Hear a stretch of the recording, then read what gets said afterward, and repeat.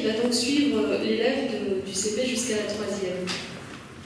Puisque j'évoquais la loi de refondation, vous vous souvenez, dans la loi de refondation, on parle beaucoup de coéducation, c'est-à-dire de la nécessité pour les parents de bien être associés à la scolarité de leurs enfants, de la comprendre, de comprendre les attendus de la scolarité, de comprendre les méthodes de travail et de comprendre les méthodes d'évaluation aussi de leurs enfants.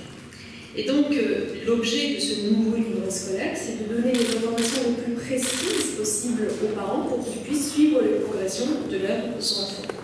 C'est un livret scolaire qui, pour la première fois, sera unique sur l'ensemble du territoire et uniforme. Jusqu'à présent, vous savez que d'une commune à l'autre, on pouvait avoir des livrets qui étaient très différents. Dans certaines communes, on a trouvé des exemplaires de livrets qui, à l'école primaire, font 50 pages, vous voyez. Et puis ailleurs, beaucoup plus court. Là, vous avez le même format pour tous les élèves, ce qui facilite quand même grandement la tâche lorsqu'il y a des déménagements, par exemple, des changements d'école.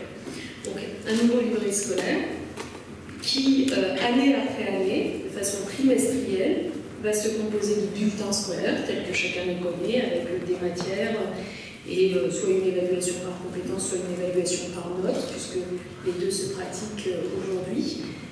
Ça, c'est pour les bulletins trimestriels. Très explicite donc pour les parents sur à la fois le programme qui est celui qu'on fait faire à leurs enfants, les objectifs que leurs enfants doivent atteindre, la forme et les résultats de l'évaluation. Outre ces bulletins trimestriels, nous y ajoutons tous les 3 ans, c'est-à-dire à la fin de chaque cycle, car je rappelle que désormais nous pensons à la scolarité obligatoire du CP à la 3e, non pas annuellement, mais en cycle de 3 ans.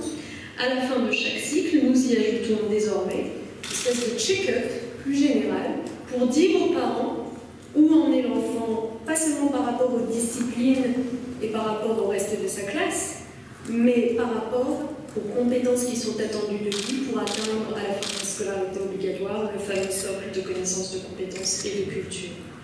En quelque sorte, ce check-up qui arrive tous les 3 ans va dire aux parents où en est l'enfant sur son chemin de progression personnelle vers l'acquisition du socle.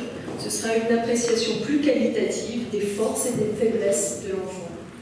Apparaissent aussi des informations importantes pour les parents, je pense aux indications de vie scolaire, les absences, le respect ou l'irrespect du règlement intérieur, la participation de l'élève à la vie de l'établissement, et puis les progressions de l'enfant sur les 3 parcours que nous avons créés pour lui, puisque désormais dans la scolarité, on retrouve 3 parcours qui sont le parcours artistique et culturel, le parcours citoyen et le parcours à venir.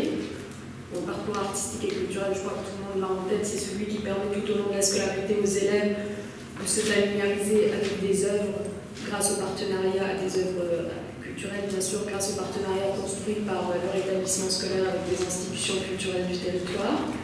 Le parcours citoyen, c'est celui qui permet de valoriser l'engagement de l'élève dans la vie démocratique de son établissement, par exemple, au sein d'associations.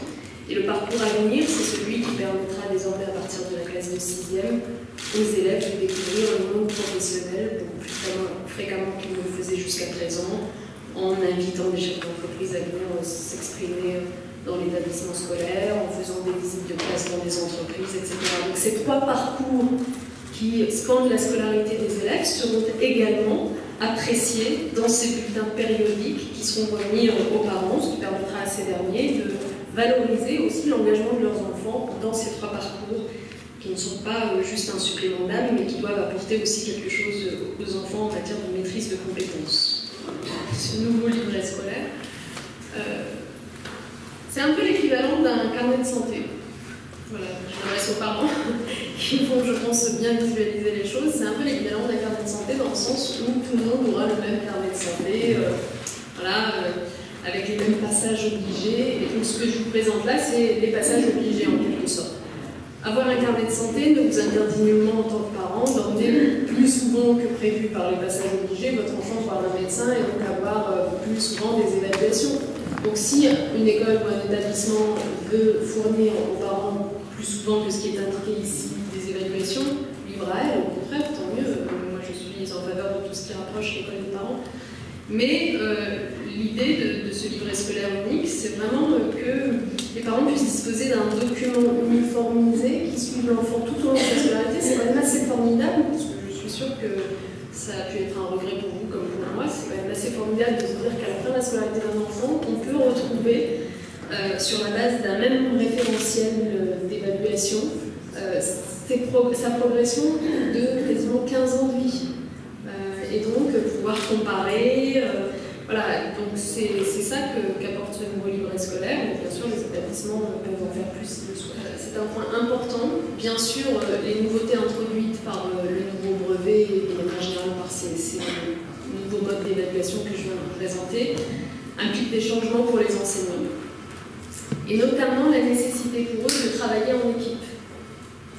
J'ai même envie de vous dire que finalement, le point commun entre toutes les réformes que nous conduisons, décidément, c'est ce travail en équipe qui est impulsé parmi les enseignants d'une façon positive, à mon avis, de les sortir de la solitude, de les amener à croiser leurs pratiques pédagogiques, et puis surtout si on revient aux élèves, d'une façon de croiser les regards sur les élèves, de mieux les appréhender, de mieux les comprendre, de mieux les suivre et de mieux les accompagner. Et donc, s'agissant d'évaluation, on retrouve cette nécessité du travail en équipe, on l'a retrouvée dans la réforme du collège par la voie de l'interdisciplinarité. Et bien, s'agissant de l'évaluation, on la retrouve lorsqu'on demande aux enseignants, une fois toutes les fins de cycle, puis à la fin de la scolarité obligatoire, de remplir en effet ce bilan qui renseigne sur la maîtrise des compétences du socle commun par les élèves. Ce travail en équipe, ça s'apprend. Donc c'est pour cela que nous avons prévu dans la formation qui sera donnée aux enseignants qu'on puisse l'apprendre. Et comme nous avons toujours dit qu'il y aurait cette année 8 jours de formation, je pense en particulier aux enseignants de collège, mais les enseignants primaires aussi ont droit à une formation de leur côté. Mais si on prend les enseignants de collège, 8 jours de formation, au sein desquels vous avez 3 jours consacrés au nouveau programme, 3 jours consacrés au nouveau collège. C'est dans ce cadre-là que l'évaluation s'intègre, parce que le nouveau collège, c'est quoi? C'est à la fois des pratiques pédagogiques qui changent et une nouvelle évaluation. Et puis le reste du temps consacré au plan numérique. Voilà donc sur le premier point, le nouveau livret scolaire unique.